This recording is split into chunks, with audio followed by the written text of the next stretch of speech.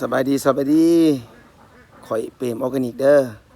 ก่อนอื่นต้องขอบใจสำหรับทุกคนที่ให้กำลังใจเนาะและก็ขอบใจสำหรับทุกคนที่อยากจะมา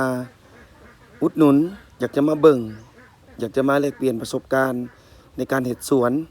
เนาะเพราะว่าข้าพเจ้าเฮ็ดกิจกรรมตึกป่านั่งชิลเพราะว่าสวนข้าพเจ้าเฮ็ดเป็นสวนเกษตรท่องเที่ยวเนาะเน้นหนักเลี้ยงปลาเนาะแล้วก็เลี้ยงเป็ดเลี้ยงไก่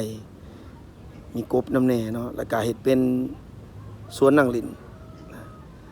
ก็โพสต์ไปก็มีหลายๆคนให้กำลังใจเนาะอยากจะมาปีกายนี่เขาก็เฮ็ดคือกันเนาะแต่ว่าปีกายนี่เฮาเป็น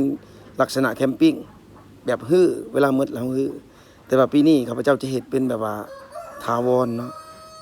แล้วก็จะเฮ็ดเป็นแบบเป็นวินเทจแบบบ้านๆเนาะมีจุดนั่งเล่นมีบ่อนตึกปลามีศาลาให้นั่งเนาะไผมักมุมใดไปนั่งมุมนั้นตามสบายใจเนาะแต่ช่วงนี้กำลังซื้อ แห่ซื้อทรายมาเนาะ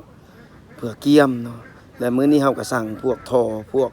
ไม้พวกหยังมาเนาะกำลังจะมาส่งฉะนั้นแล้วจันอื่นหมดก็ต้องขอบใจหมดทุกคนนั่นแหละที่ติดตามแล้วก็ให้กำลังใจและอยากจะมาซัปพอร์ตพบกันในวัยนี้ที่น้องไอรีนการ์เด้น